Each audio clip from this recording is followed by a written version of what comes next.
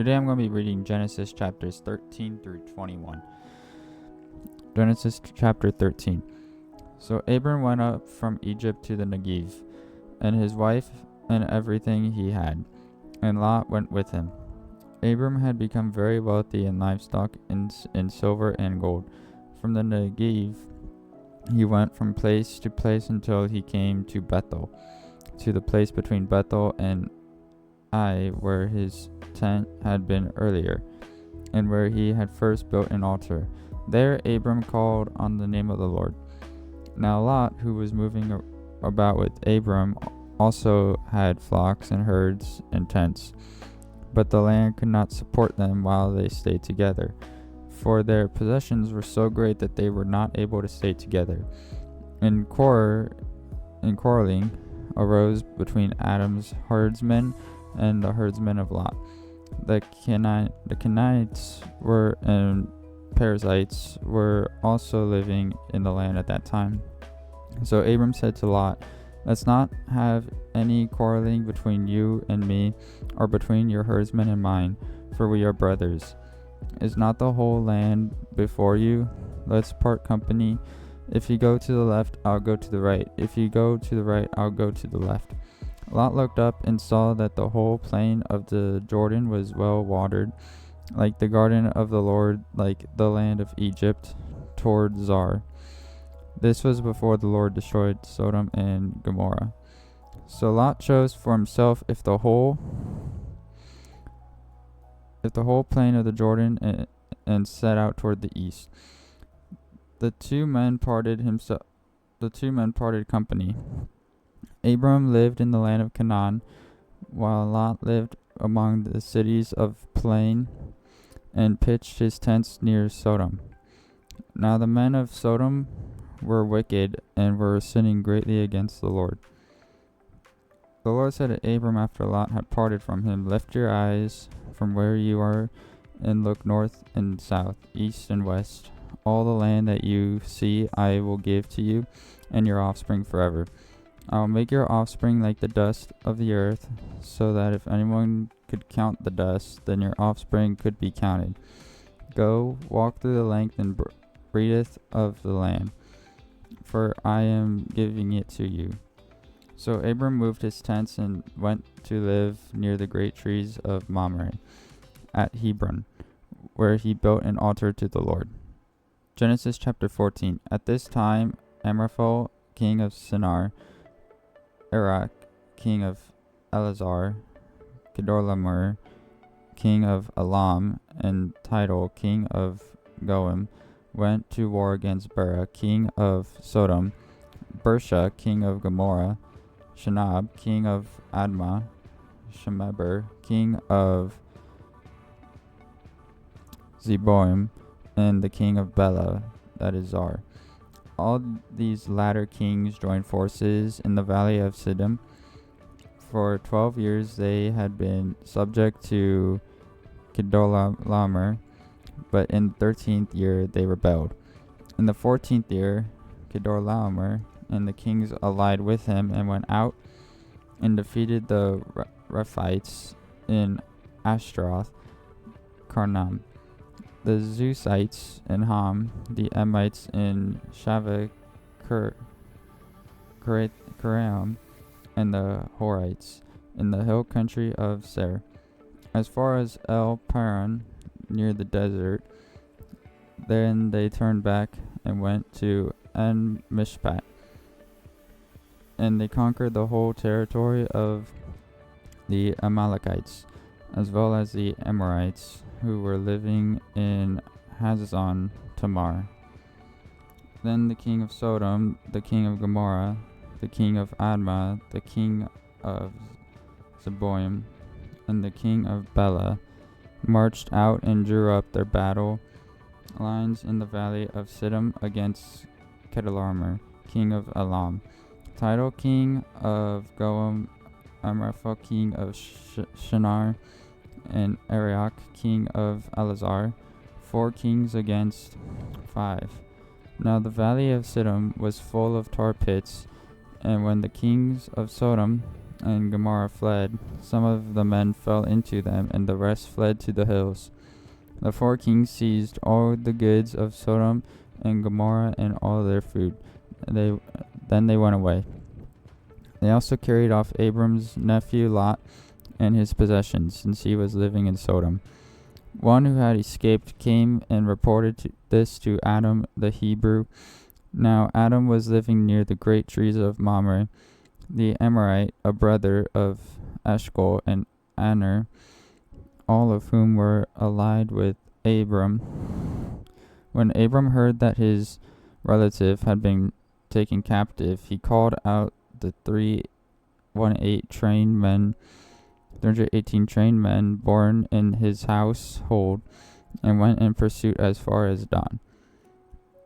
During the night, Abram divided his men to attack them, and he routed them, pursuing them as far as Hobah, north of Damascus. He recovered all the goods and brought back his relative Lot and his possessions, together with the woman and the other people. After Abram returned from defeating Chedorlaomer and the kings allied with him, the king of Sodom came out to meet him in the valley of Shavah. Then Melchizedek, king of Salem, brought out bread and wine. He was priest of God Most High, and he blessed Abram, saying, "Blessed be Abram by God Most High, creator of heaven and earth. And blessed be God Most High, who delivered your enemies into your hand." And then Abram gave him a tenth of everything. The king of Sodom said to Abram, "Give me the people, and keep the goods for yourself." But Abram said to the king of Sodom, "I have raised my hand to the Lord God Most High, creator of heaven and earth, and have taken an oath that I will accept nothing belonging to you, not even a thread of the thong of sandal, so that you will never be able to say, 'I made Abram rich.'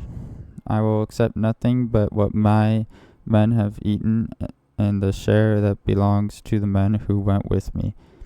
To Aner, Eshcol, and Mamre, let them have their share." Genesis chapter 15. After this, the word of the Lord came to Abram in a vision. "Do not be afraid, Abram. I am your shield, your very great reward." But Abram said, "O sovereign Lord, what can you give me, since I remain childless, and the one who will inherit my estate, Eliezer of Damascus?" And Abram said, "You have given me no children, so a servant in my household will be my heir." Then the word of the Lord came to him, "This man will not be your heir, but a son coming from your own body will be your heir." He took him outside and said, "Look up at the heavens and count the stars. If indeed you can count them." Then he said to him, "So shall your offspring be." Abram believed the Lord, and he credited it to him as righteousness. He also said to him, "I am the Lord who brought you out of Ur of the Chaldeans, but to give you this land to take possession of it." But Abram said, "O sovereign Lord, how can I know that I will gain possession of it?" So the Lord said to him, "Bring me a heifer, a goat, and a ram, each 3 years old, along with a dove and a young pigeon." Abram brought all these things to him, cut them into, and arranged the halves opposite of each other. The birds, however, he did not cut in half. Then the birds of prey came down on the carcasses, but Abram drove them away. As the sun was setting, Abram fell into a deep sleep, and a thick and dreadful darkness came over him. Then the Lord said to him, "Know for certain that your descendants will be strangers in a country not their own, and they will be enslaved and mistreated 400 years. But I will punish the nation they serve as slaves, and afterward they will come out with great possessions. You know, however, will go to your fathers in peace and buried at a good age. In the 4th generation your descendants will come back here, for the sin of the Amorites has not yet reached its full measure." When the sun had set and darkness had fallen, a smoking firepot with a blazing torch appeared and passed between the pieces. On that day the Lord made a covenant with Abram and said, "To your descendants I give this land, from the river of Egypt to the great river, the Euphrates, the land of the Kenites, Kenizzites, Kadmonites, Hittites, Perizzites, Rephites, Amorites, Canaanites, Girgashites, and Jebusites." Genesis chapter 16. Now Sarah, Abram's wife, had borne him no children, but she had an Egyptian maidservant named Agar. So she said to Abram, "The Lord has kept me from having children. Go, sleep with my maidservant, perhaps I can build a family through her." Abram agreed to what Sarai said. So after Abram had been living in Canaan 10 years, Sarai his wife took her Egyptian maidservant Hagar and gave her to her husband to be his wife. He slept with Hagar, and she conceived. When she knew she was pregnant, she began to despise her mistress. Then Sarai said to Abram, "You are responsible for the wrong I am suffering. I put my servant in your arms, and now that she knows she is pregnant, she despises me. May the Lord judge between you and me." "Your servant is in your hands," Abram said. "Do with her whatever you think best." Then Sarai mistreated Hagar, so she fled from her. The angel of the Lord found Hagar near a spring in the desert. It was a spring that is beside the road to Shur. And he said, "Hagar, servant of Sarai, where have you come, and where are you going?" "I am running from my mistress Sarai," she answered. Then the angel of the Lord told her, "Go back to your mistress and submit to her." The angel added, "I will so increase your descendants that they will be too numerous to count." The angel of the Lord also said to her, "You are now with a child, and you will have a son. You shall name him Ishmael, for the Lord has heard your misery. He will be a wild donkey of a man. His hand will be against everyone, and everyone's hand against him. And he will live in hostility toward all his brothers." She gave this name to the Lord who spoke to her. "You are the God who sees me," for she said, "I have now seen the one who sees me." That is why the well was called Bir Lai Roy. It is still there, between Kadesh and Bered. So Hagar bore Abram a son, and Abram gave the name Ishmael to the son she had born. Abram was 86 years old when Hagar bore Ishmael. Genesis chapter 17. When Abram was 99 years old, the Lord appeared to him and said, "I am God Almighty. Walk before me and be blameless. I will confirm my covenant between me and you, and will greatly increase your numbers." Abram fell face down, and God said to him, "As for me, this is my covenant with you. You will be the father of many nations. No longer will you be called Abram. Your name will be Abraham. For I have made you a father of many nations. I will make you very fruitful. I will make nations out of you, and kings will come from you. I will establish my covenant as an everlasting covenant between me and you and your descendants after you for the generations to come, to be your God and the God of your descendants after you. The whole land of Canaan, where you are now an alien, I will give as an everlasting possession to you and your descendants after you, and I will be their God." And then God said to Abraham, "As for you, you must keep my covenant, you and your descendants after you, for the generations to come. This is my covenant with you and your descendants after you, the covenant you are to keep. Every male among you shall be circumcised. You are to undergo circumcision, and it will be the sign of the covenant between me and you. For the generations to come, every male among you is 8 days old and must be circumcised, including those born in your household or brought with money from a foreigner, those who are not your offspring. Whether born in your household or brought with your money, they must be circumcised. My covenant in your flesh is to be an everlasting covenant. Any uncircumcised male who has not been circumcised with the flesh will be cut off from his people. He has broken my covenant." God also said to Abraham, "As for Sarai, your wife, you are no longer to call her Sarai. Her name will be Sarah. I will bless her and will surely give you a son by her. I will bless her so that she will be the mother of nations. Kings of peoples will come from her."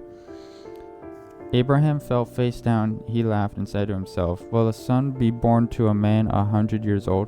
Will Sarah bear a child at the age of 90? And Abraham said to God, "If only Ishmael might live under your blessing."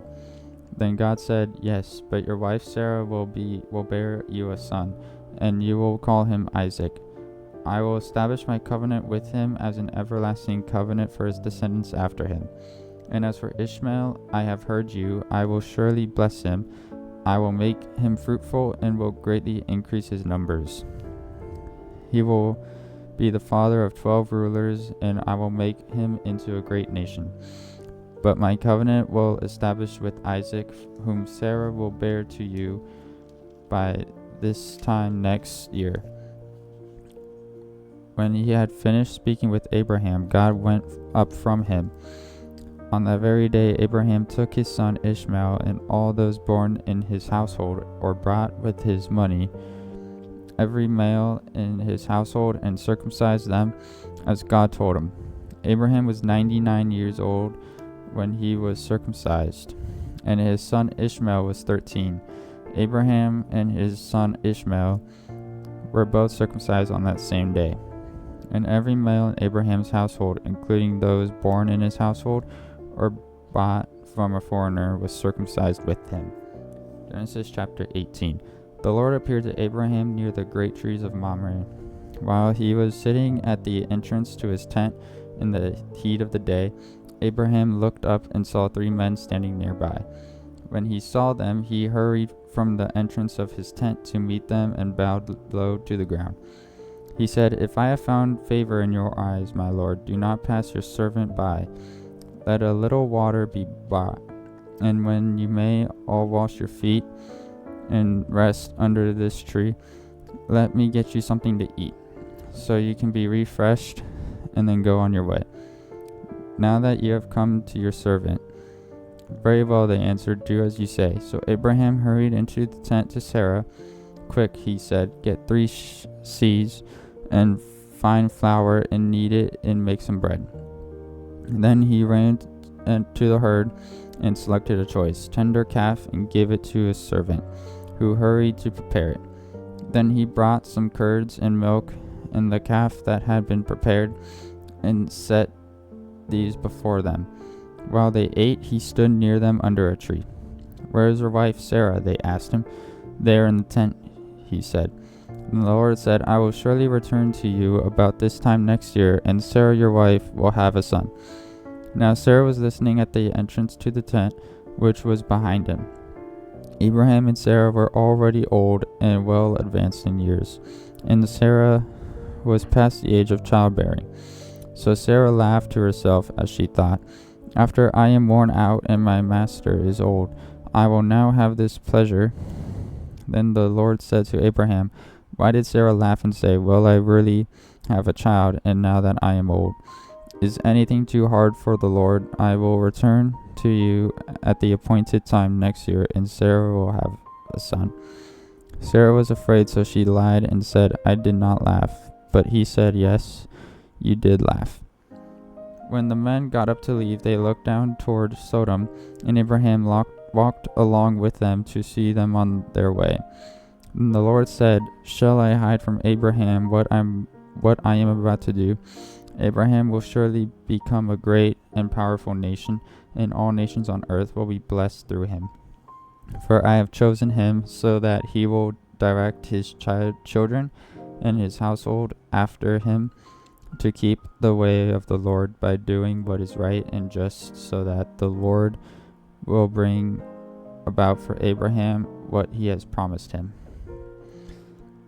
Then the Lord said, "The outcry against Sodom and Gomorrah is so great that their sin was so grievous that I will go down and see if what they have done is as bad as the outcry that has reached me.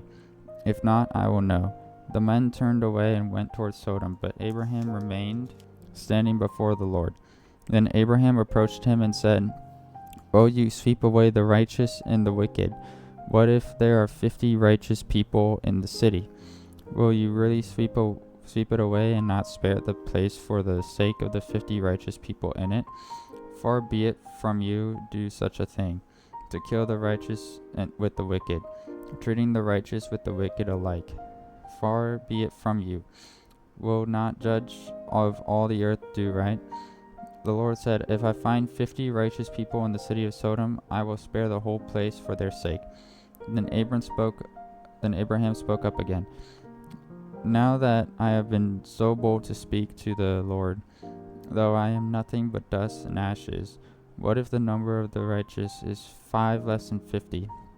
Will you destroy the whole city because of 5 people? If I find 45 there," he said, "I will not destroy it." Once again he spoke to him. "What if only 40 are found there?" He said, "For the sake of 40 I will not do it." Then he said, "May the Lord not be angry, but let me speak. What if only 30 can be found there?" He answered, "I will not do it if I find 30 there." Abraham said, "Now that I have been so bold as to speak to the Lord, what if only 20 can be found there?" He said, "For the sake of 20 I will not destroy it." Then he said, "May the Lord not be angry, but let me speak just once more. What if only 10 can be found there?" He answered, "For the sake of 10 I will not destroy it." When the Lord had finished speaking with Abraham, he left, and Abraham returned home. Genesis chapter 19. The 2 angels arrived at Sodom in the evening, and Lot was sitting in the gateway of the city. When he saw them, he got up to meet them and bowed down with his face to the ground. "My lords," he said, "please turn aside to your servant's house. You can wash your feet and spend the night and then go on your way early in the morning." "No," they answered, "we will spend the night in the square." But he insisted so strongly that they did go with him and entered his house. He prepared a meal for them, baking bread without yeast, and they ate. Before they had gone to bed, all the men from every part of the city of Sodom, both young and old, surrounded the house. They called to Lot, Where are the men who came to you tonight? Bring them out to us, that we may know them." Lot went outside to meet them and shut the door behind him, and said, "No, my friends, don't do this wicked thing. Look, I have 2 daughters who have never slept with a man. Let me bring them out to you, and you can do what you would like with them. But don't do anything to these men, for they have come under the protection of my roof." "Get out of your way," they replied. And they said, "This fellow came here as an alien, and now he wants to play the judge. We will treat you worse than them." They kept bringing pressure on Lot and moved forward to break down the door. But the men inside reached out and pulled Lot back into the house and shut the door. Then they struck the men who were at the door of the house, young and old, with blindness, so that they could not find the door. The 2 men said to Lot, "Do you have anyone else here, sons-in-laws, sons or daughters, or anyone else in the city who belongs to you? Get them out of here, because we are going to destroy this place." The outcry to the Lord against its people is so great that he has sent us to destroy it. So Lot went out and spoke to his sons-in-law, who were pledged to marry his daughters. He said, "Hurry and get out of this place, because the Lord is about to destroy the city." But his sons-in-law thought he was joking. With the coming of the dawn, the angels urged Lot, saying, "Hurry, take your wife and your 2 daughters who are here, or you will be swept away when the city is punished." When he hesitated, the men grasped his hand and his hands of his wife and of his 2 daughters and led them safely out of the city. For the Lord was merciful to them. As soon as they had brought them out, one of them said, "Flee for your lives. Don't look back and don't stop anywhere in the plain. Flee to the mountains, or you will be swept away." But Lot said to them, "No, my lords, please. Your servant has found favor in your eyes, and you have shown great kindness to me in sparing my life. But I can't flee to the mountains. This disaster will overtake me, and I'll die. Look, here is a town near enough to run to, and it is small. Let me flee to it. It is very small, isn't it? Then my life will be spared." He said to him, "Very well, I will grant this request too. I will not overthrow the town you speak of, but flee there quickly, because I cannot do anything until you reach it." By the time Lot reached Zoar, the sun had risen over the land. Then the Lord rained down burning sulfur on Sodom and Gomorrah from the Lord out of the heavens. Thus he overthrew the cities in the entire plain, including all those living in the cities and also the vegetation in the land. But Lot's wife looked back, and she became a pillar of salt. Early the next morning, Abraham got up and returned to the place where he had stood before the Lord. He looked down toward Sodom and Gomorrah, toward all the land of the plain, and he saw dense smoke rising from the land, like smoke from a furnace. So when God destroyed the cities of the plain, he remembered Abraham, and he brought Lot out to the catastrophe that overthrew the cities where Lot had lived. Lot and his 2 daughters left Zoar and settled in the mountains, for he was afraid to stay in Zoar. He and his 2 daughters lived in a cave. One day the older daughter said to the younger, "Our father is old, and there is no man around here to lie with us. As is the custom all over the earth, let's get our father to drink wine and then lie with him and preserve our family line through our father." That night they got their father to drink wine, and the older daughter went in and lay with him. He was not aware of it when she lay down or when she got up. The next day the older daughter said to the younger, "Last night I lay with my father. Let's get him to drink wine again tonight, and you go and lie with him, so we can preserve our family line through our father." So they got their father to drink wine that night also. The younger daughter went and lay with him. Again, he was not aware of it when she lay down or when she got up. So both of Lot's daughters became pregnant by their father. The older daughter had a son, and she named him Moab. He is the father of the Moabites of today. The younger daughter also had a son, and she named him Ben-Ammi. He is the father of the Ammonites of today. Genesis chapter 20. Now Abraham moved on from there into the region of the Negev and lived between Kadesh and Shur. For a while he stayed in Gerar, and there Abraham said to his wife Sarah, "She is my sister." Then Abimelech, king of Gerar, sent for Sarah and took her. But God came to Abimelech in a dream one night and said to him, "You are as good as dead because of the woman you have taken. She is a married woman." Now Abimelech had not gone near her, so he said, "Lord, will you destroy an innocent nation? Did he not say to me, 'She is my sister'?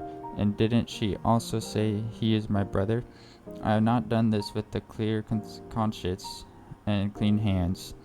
Then God said to him in the dream, "Yes, I know you did this with a clear conscience, so I have kept you from sinning against me. That is why I did not let you touch her. Now return the man's wife, for he is a prophet, and he will pray for you, and you will live. But if you do not return her, you may be sure that you and all yours will die." Early the next morning, Abimelech summoned all his officials, and when he told them all that had happened, they were very much afraid. Then Abimelech called Abraham in and said, "What have you done to us? How have I wronged that you have brought such great guilt upon me and my kingdom? You have done things to me that should not be done." And Abimelech asked Abraham, "What was your reason for doing this?" Abraham replied, "I said to myself, there is surely no fear of God in this place, and when they will kill me because of my wife. Besides, she really is my sister, the daughter of my father, though not of my mother, and she became my wife. And when God had me wander from my father's household, I said to her, This is how you can show your love to me. Everywhere we go, say of me, 'He is my brother.'" Then Abimelech brought sheep and cattle and male and female slaves and gave them to Abraham. And he returned Sarah his wife to him. And Abimelech said, "My land is before you, live wherever you like." To Sarah he said, "I am giving your brother 1,000 shekels of silver. This is to cover the offense against you before all who are with you. You are completely vindicated." Then Abraham prayed to God, and God healed Abimelech, his wife, and his slave girls, so they could have children again. For the Lord had closed up every womb in Abimelech's household because of Abraham's wife Sarah. Genesis chapter 21. Now the Lord was gracious to Sarah as he had said, and the Lord did for Sarah what he had promised. Sarah became pregnant and bore a son to Abraham in his old age. At the very time God had promised him, Abraham gave the name Isaac to the son Sarah bore him. When his son Isaac was 8 days old, Abraham circumcised him, as God commanded him. Abraham was 100 years old when his son Isaac was born to him. Sarah said, "God has brought me laughter, and everyone who hears about this will laugh with me." And she added, "Who would have said to Abraham that Sarah should nurse children? Yet I have borne him a son in his old age." The child grew and was weaned, and on the day Isaac was weaned, Abraham held a great feast. But Sarah saw that the son whom Hagar the Egyptian had borne to Abraham was mocking, and she said to Abraham, "Get rid of that slave woman and her son, for that slave woman's son will never share the inheritance with my son Isaac." The matter distressed Abraham greatly because it concerned his son. But God said to him, "Do not be so distressed about the boy and your maidservant. Listen to whatever Sarah tells you, because it is through Isaac that your offspring will be reckoned. I will make the son of the maidservant into a nation, also because he is your offspring." Early the next morning, Abraham took some food and a skin of water and gave them to Hagar. He set them on her shoulders and then sent her off with the boy. She went on her way and wandered in the desert of Beersheba. When the water in the skin was gone, she put the boy under one of the bushes. Then she went off and sat down nearby, about a bow shot away, for she thought, "I cannot watch the boy die." And as she sat there nearby, she began to sob. God heard the boy crying, and the angel of God called to Hagar from heaven and said to her, "What is the matter, Hagar? Do not be afraid. God has heard the boy crying as he lies there. Lift the boy up and take him by the hand, for I will make him into a great nation." Then God opened her eyes, and he saw a well of water. So she went and filled the skin with water and gave the boy a drink. God was with the boy as he grew up. He lived in the desert and became an archer. While he was living in the desert of Paran, his mother got a wife for him from Egypt. At that time, Abimelech and Phicol, the commander of his forces, said to Abraham, "God is with you in everything you do. Now swear to me here before God that you will not deal falsely with me or my children or my descendants. Show to me in the country where you are living as an alien the same kindness I have shown to you." Abraham said, "I swear." Then Abraham complained to Abimelech about a well of water that Abimelech's servants had seized. But Abimelech said, "I don't know who has done this. You did not tell me, and I heard about it only today." So Abraham brought sheep and cattle and gave them to Abimelech, and the two men made a treaty. Abraham set apart 7 ewe lambs from the flock, and Abimelech asked Abraham, "What is the meaning of these 7 ewe lambs you have set apart from themselves?" He replied, "Accept these 7 lambs from my hand as a witness that I dug this well." So this place was called Beersheba, where the 2 men swore an oath there. After the treaty had been made at Beersheba, Abimelech and Phicol, the commander of his forces, returned to the land of the Philistines. Abraham planted a tamarisk tree in Beersheba, and there he called upon the name of the Lord, the eternal God, and Abraham stayed in the land of the Philistines for a long time.